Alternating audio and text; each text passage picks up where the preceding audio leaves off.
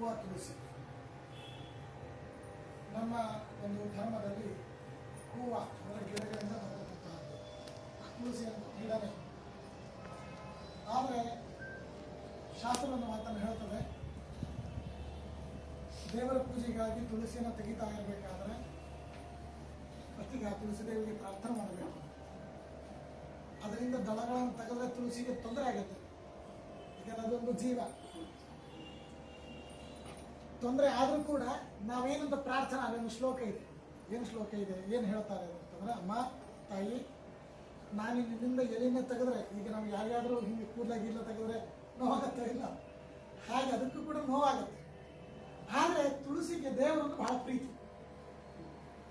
ನೇಪಾಳಕ್ಕೆ ನೀವು ಹೋಗಿದ್ದೀರ, ಶಾಲಿಗ್ರಾಮ ಸಿಗೋದಿಲ್ಲಿ ರಾಮೋದರ ಕುಂಡ ಅಂತ ಕರೀತಾರೆ. ಅದು ಒಳಗಡೆ ಇರ್ತದೆ. ಅಲ್ಲಿ ಬಹಳ ಜನಕ್ಕೆ ಇದು ಗೊತ್ತಿಲ್ಲ.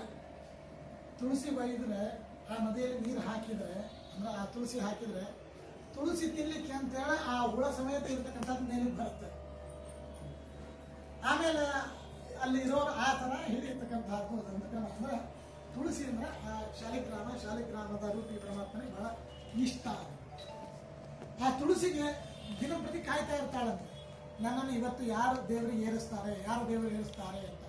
ಏರಿಸಿದ್ರೆ ಅವಳಿಗೆ ಸಂತೋಷವಾಗ್ತದಂತ ಆ ತುಳಸಿ ದೇವಿಗೆ. ಯಾಕೆ? ಸಾಕ್ಷಾತ್ ಹೆಂಡತಿ ತಾನೆ.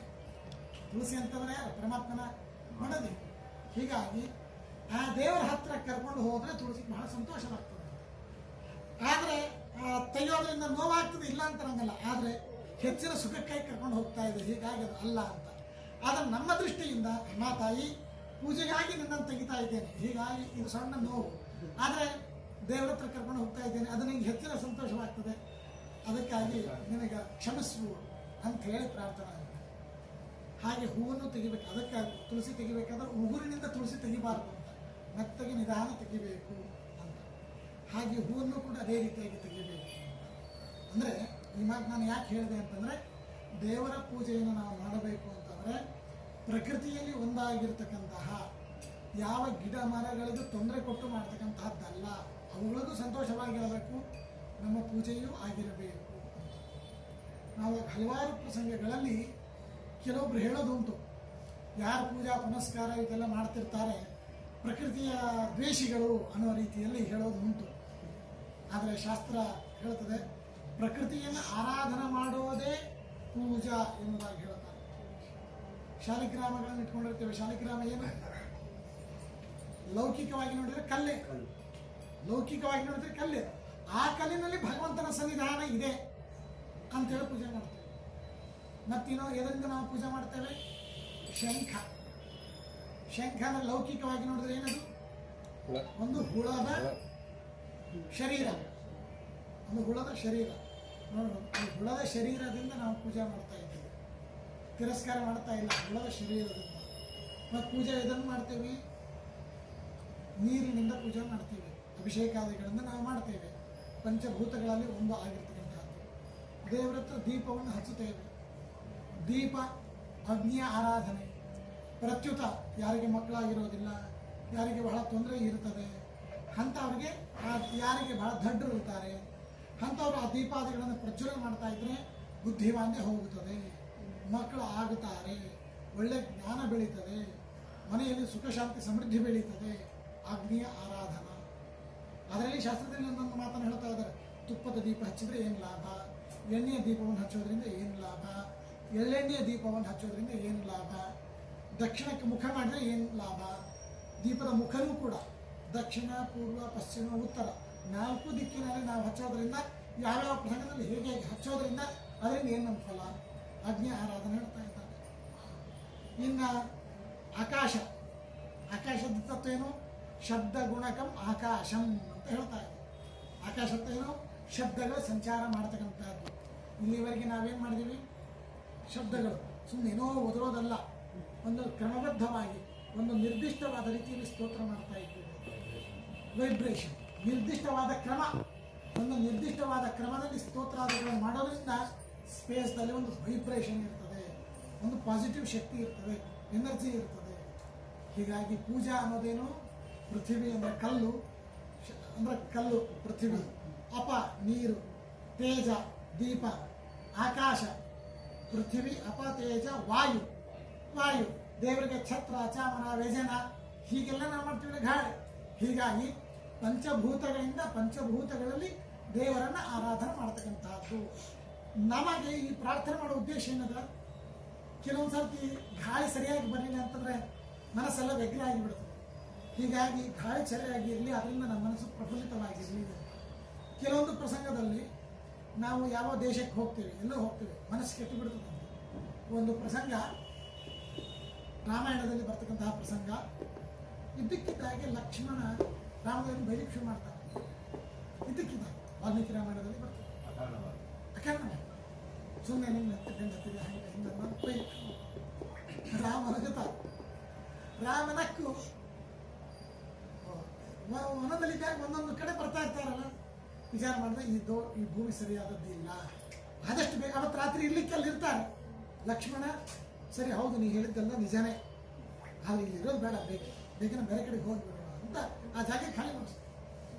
ಆ ಜಾಗ ಬಿಟ್ಟು ಬೇರೆ ಕಡೆಗೆ ಹೋಗೋದ್ರಿಂದ ಹಾಗೆ ಲಕ್ಷ್ಮಣ ಸ್ವಯಂ ಎಂತ ಅಪರಾಧ ಮಾಡ್ತಾರೆ, ಕ್ಷಮ ಮಾಡು ಅಂತಂದ್ರೆ ನೀ ಮಾಡಿದ್ದಲ್ಲಪ್ಪ ಅದು ಆ ಜಾಗದ ಇದರಿಂದ ನಿಮ್ಗೆ ಇದಾಯ್ತು ಅಂತ. ಹೀಗಾಗಿ ನಮಗೆ ಆ ಸ್ಥಳದಲ್ಲಿ, ಅದಕ್ಕಾಗಿ ಶಾಸ್ತ್ರದಲ್ಲಿ ಏನೇ ಮಾಡಬೇಕಾದ್ರೆ ಯಾವ ಸ್ಥಳ ಭೂಶೋಧನ ಮೊದಲಿಗೆ ಹೇಳ್ತಾರೆ. ಯಾವುದೇ ಒಂದು ಪ್ರಸಂಗದಲ್ಲಿ ಭೂಶೋಧನ ಮಾಡಿ ನಾವು ಇದನ್ನು ಮಾಡಬೇಕು ಅನ್ನೋ ಮಾತನ್ನು ಹೇಳ್ತಾರೆ. ಅಂದರೆ ಹೀಗಾಗಿ ಈ ಥರ ನಾವು ಒಳ್ಳೆ ಮಂಡಲಗಳನ್ನು ಮಾಡೋದ್ರಿಂದ, ಆಸನಾದಿಗಳನ್ನು ಮಾಡೋದ್ರಿಂದ, ಕಸ ಬೆಳೆಯೋದ್ರಿಂದ, ಒರೆಸೋದ್ರಿಂದ, ಮಂಡಲ ಮಾಡೋದ್ರಿಂದ ಆ ಜಾಗ ಶುದ್ಧಿ ನಮಗೆ ಆಗ್ತದೆ. ಹೀಗಾಗಿ ಈ ಪಾರಾಯಣ, ಪೂಜಾ, ಪುನಸ್ಕಾರ, ಹೋಮ, ಹವನ ಈ ತರಹ ಅದರಲ್ಲಿ ವಿಶೇಷವಾಗಿ ಯಾರು ಜಪತಪಾದಿ ಅನುಷ್ಠಾನ ಮಾಡ್ತಾ ಇರ್ತಾರೆ ಅಂಥವರ ಪಾದ ಧೂಳಿ ನಮ್ಮ ಮನೆಯಲ್ಲಿ ಬಂತಂದ್ರೆ ದುಷ್ಟಶಕ್ತಿ ಬರಲಿಕ್ಕೆ ಅವಕಾಶ ಇರೋದಿಲ್ಲ ಅಂತ. ಬೇಡಪ್ಪ ಇಂಥ ಪಾದ ಧೂಳಿ ಇದೆ ಅಂತ. ಅದಕ್ಕಾಗಿ ರಾಯರ ಪಾದಕ ಬರ್ತಾ ಇದೆ, ಟೀಕಾರಾಯರ ಪಾದಕ ಬರ್ತಾ ಇದೆ ಅಂತಂದ್ರೆ ದುಷ್ಟಶಕ್ತಿಗಳು ಬರಲಿಕ್ಕೆ ಎಷ್ಟೋ ಕಡೆ ನಾವು ಎಷ್ಟೋ ರೊಕ್ಕ ಕೊಡ್ತೀವಿ ಅಂತಂದ್ರೂ ಕೂಡ ಅದು ಯಾವುದೋ ಒಂದು ಕಾರಣದಿಂದ ಪ್ರತಿಬಂಧಕ ಆಗ್ತದೆ, ಆಗೋದಿಲ್ಲ. ಯಾಕೆ? ರಾಯರಲ್ಲಿ ಪಾದಕ ಬಂತು, ಗುರುಗಳ ಪಾದಕ ಬಂತು ಅಂದ್ರೆ ದುಷ್ಟಶಕ್ತಿಗಳಿಂದ ಓಡೋಗ್ತದೆ. ಆದ್ರೆ ದುಷ್ಟಶಕ್ತಿಗಳು ಆ ಥರ ಪ್ರತಿಬಂಧಕ ಉಂಟು ಮಾಡ್ತದೆ ಅಂತೆ ನಾವಿರಬೇಕಾಗಿದೆ. ಅದಕ್ಕಾಗಿ ರಾಯರ ಪಾದಕ ಬರಬಾರದು ಅಂತ. ಹೀಗಾಗಿ ಅಂದ್ರೆ ಹೇಳೋ ತಾತ್ಪರ್ಯ ಏನಂತ, ಮಹಾನುಭಾವರು ಗುರುಗಳು ಎಲ್ಲಿ ಗುರುಗಳು ಮಹಾನುಭಾವರು ಇರ್ತಾರೆ ಅಲ್ಲಿ ಈ ತರಹ ಆ ಗುರುಗಳ ಪಾದಕ ಪೂಜೆ ಅಂತಾಗಲಿ ಅಥವಾ ಈ ತರಹ ಪಾರಾಯಣ ಅಂತಾಗಲಿ ಯಾವುದು ಆಗಲಿ ಸಾಧ್ಯವಿಲ್ಲ. ಆಗಿದೆ ಅಂತಂದ್ರೆ ಆ ಸ್ಥಳ ಚೆನ್ನಾಗಿದೆ, ಅಲ್ಲಿರ್ತಕ್ಕಂಥ ಅವರಿಗೆ ಅನುಗ್ರಹ ಮಾಡಲಿಕ್ಕೆ ಈ ಥರ ಬರ್ತಾ ಇದ್ದಾರೆ ಅಂತ ಅರ್ಥ. ಏನೋ ನೀವು ಕರೆಸಿದ್ರೆ ನಿಮ್ಗೆ ಹೇಳಬೇಕು ಅಂತ ಇಲ್ಲ, ಇದು ಭಾಗವತ ಹೇಳ್ತಾ ಇದೆ. ಅನುಗ್ರಹ ಇವ ಚರಂತಿ ನೂನಂ. ಎಲ್ಲ ಕಡೆಗೆ ಗುರುಗಳ ಸಂಚಾರ ಯಾಕೆ ಆಗ್ತದೆ? ಎಲ್ಲೆಲ್ಲಿ ಅನುಗ್ರಹವಾಗಬೇಕು ಅಂತ ಅಪೇಕ್ಷೆ ಇರ್ತದೆ ಅಲ್ಲೇ ಆಗ್ತದೆ ಅಂತ ಉಳಿಕಿದ್ದಾಗ ಭಾಗವತ ಹೇಳುತ್ತ ಮಾತು. ಹೀಗಾಗಿ ಇವತ್ತಿನ ದಿವಸ ಪ್ರಕೃತಿ ಆರಾಧನೆ. ಒಂದು ನಿಮ್ಮ ಮನೆಯಲ್ಲಿ ಸಂತೋಷ ಏನು ಅಂತಂದ್ರೆ ಎಲ್ಲ ಕಡೆಗೂ ಗಿಡಗಳನ್ನು ಇಟ್ಟಿದ್ದೀರಿ. ಎಲ್ಲ ಕಡೆಗೂ ಆ ಗಿಡಗಳನ್ನು ಇಟ್ಟು ನಿಜವಾಗ್ಲೂ ಪ್ರತಿಯೊಬ್ಬರು ಪ್ರತಿಯೊಂದು ನಮ್ಮ ಮನುಸ್ಮೃತಿ ಹೇಳುವಂತಹ ಮಾತು, ಧರ್ಮಶಾಸ್ತ್ರ ಹೇಳುವಂಥ ಮಾತು, ಪ್ರತಿಯೊಬ್ಬರು ತಮ್ಮ ತಮ್ಮ ಹುಟ್ಟಿದಬ್ಬ ದಿವಸ ಒಂದು ಗಿಡ ಸ್ಥಾಪನೆ ಮಾಡಬೇಕು ಅಂತ ಹೇಳುತ್ತೆ ಶಾಸ್ತ್ರ. ನೋಡಿ, ಇದು ಶಾಸ್ತ್ರ ಹೇಳುವಂಥ ಮಾತು. ಇದನ್ನು ಪ್ರತಿಯೊಬ್ಬರು ಈ ಥರ ಮಾಡಿದರೆ ಹೇಗಿರ್ಲಿಕ್ಕಿಲ್ಲ. ಆದರೆ ಇವತ್ತು ನಮಗೆ ಆ ಧರ್ಮಶಾಸ್ತ್ರ ನಮ್ಗೆ ಗೊತ್ತಿಲ್ಲ, ಕೇವಲ ಲೌಕಿಕವಾಗಿ ಇದ್ದೇವೆ ನಾವು. ಹೀಗಾಗಿ ಈ ಒಂದು ಕಾನ್ಸೆಪ್ಟನ್ನು ನಾವು ಇಟ್ಕೊಂಡ್ರೆ ಪ್ರತಿಯೊಬ್ಬರು ತಮ್ಮ ಹುಟ್ಟಿದಬ್ಬದ ದಿವಸ ನೀವು ಮೆಕ್ಡೊನಾಲ್ಡ್ ಒಳಗೆ ಪಾರ್ಟಿ ಮಾಡ್ಕೋತೀರೋ, ಬೇರೆ ಕಡೆ ಪಾರ್ಟಿ ಮಾಡ್ತಿರೋ ಮಾಡಿ, ಬೇಡಂಗಿಲ್ಲ. ಒಂದು ಗಿಡ ಹಚ್ಚಿ ಹುಟ್ಟಿದಬ್ಬದ ದಿವಸ ಒಂದು ಮನೆ ಒಳಗೆ. ಈಗ ನಾನು ನಿನ್ನೆ ಮನೆ ಕೇಳ್ತಾ ಇದ್ದೇನೆ, ಗೌರ್ಮೆಂಟು ಒಂದು ಕುಟುಂಬಕ್ಕೆ 5 ಗಿಡ ಕೊಡ್ತಾ ಇದೆ ಅಂತ ನಾನು ಕೇಳ್ತಾ ಇದ್ದೀನಿ. ಬಹಳ ಸಂತೋಷ ಇದೆ. ಫ್ರೀ ಅಂದ್ರೆ ಒಂದು ಗಿಡಕ್ಕೆ ಒಂದು ಕುಟುಂಬಕ್ಕೆ 5 ಗಿಡಗಳು ಕೊಡ್ತಾ ಇದ್ದಾರೆ ಅಂತಂದ್ರೆ ಇದೊಂದು ಇವತ್ತಿನ ಒಂದು ಸರ್ಕಾರದ ಒಂದು ಒಳ್ಳೆಯ ಇದು. ಅಂದ್ರೆ ಆ ಜೀವವನ್ನು ಬೆಳೆಸೋದು ಅಂತ ಅರ್ಥ, ಪ್ರಕೃತಿ ಪರ್ಯಾವರಣವನ್ನು ಬೆಳೆಸೋದು ಅಂತ ಅರ್ಥ. ಹೀಗಾಗಿ ನಮ್ಮ ಶಾಸ್ತ್ರ ಪೂಜಾ ಅನ್ನೋ ಒಂದು ಕ್ರಮ ಏನಿದೆ, ಪ್ರಕೃತಿಯಲ್ಲಿ ಬೆಳೆಸಿ ಪ್ರಕೃತಿಯಿಂದ ನಾವು ಒಂದು ಇದ್ದು ನಮ್ಮಿಂದ ಪ್ರಕೃತಿ ಒಳ್ಳೆದಾಗಬೇಕು, ಪ್ರಕೃತಿಯಿಂದ ನಾವು ಲಾಭವನ್ನು ಪಡಿಬೇಕು ಅನ್ನೋ ಒಂದು ಕಾನ್ಸೆಪ್ಟನ್ನು ಹೇಳ್ತಾ ಇದೆ. ಪೂಜಾ ಅನ್ನೋದು ಕೂಡ ಪಂಚಭೂತಗಳ ಲಾಭ ನಾವು ಯಾವ ಥರ ಪಡ್ಕೊಳ್ಬೇಕು ಅಂತ ಮಾತನ್ನು ಹೇಳ್ತಾ ಇದ್ದಾರೆ. ಅದನ್ನು ನೋಡ್ತಾ ಇದ್ರೆ ಮತ್ಸ್ಯರೂಪಿ ಪರಮಾತ್ಮನ ಒಂದು ಚಿಂತನೆ ಬರ್ತಾ ಇದೆ.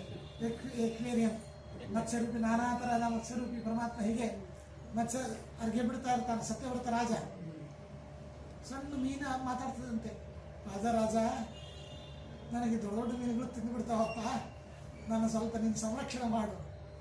ಮಜಾ ಅನಿಸ್ತದೆ. ಸಣ್ಣ ಸಣ್ಣ ಮೀನುಗಳು ನಾವು ನೋಡ್ತಾ ಇದ್ರೆ ಮೀನುಗಳು ಬೇರೆ ಬೇರೆ ಕಣ್ಣುಗಳು ಹಿಂಗೆ ಮಾಡೋದು ಎಷ್ಟು ಚೆನ್ನಾಗಿ ಅನಿಸ್ತಿರ್ತದೆ.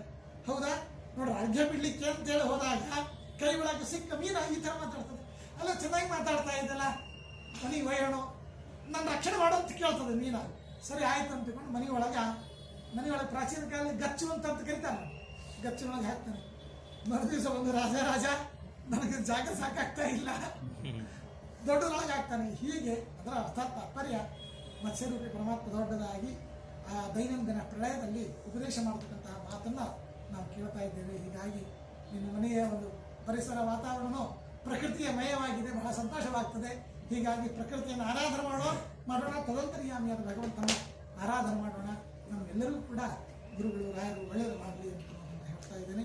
ಇವತ್ತು ನಿಮ್ಮ ಅದೃಷ್ಟ ನಿಜವಾಗಲೂ ಟೀಕಾರಾಯರ ಆರಾಧನಾ ಪ್ರಸಂಗದಲ್ಲಿ ನಿಮ್ಮ ಮನೆಯಲ್ಲಿ ಈ ಥರ ಪಾರಾಯಣ ಪಾದುಕಾ ಪೂಜೆ ಅನ್ನೋದು ವಿಶಿಷ್ಟವಾಗಿರ್ತಕ್ಕಂಥದ್ದು. ಹೀಗಾಗಿ ದೇವರು ಗುರುಗಳು ಅನುಗ್ರಹ ಮಾಡಲಿ ಅಂತ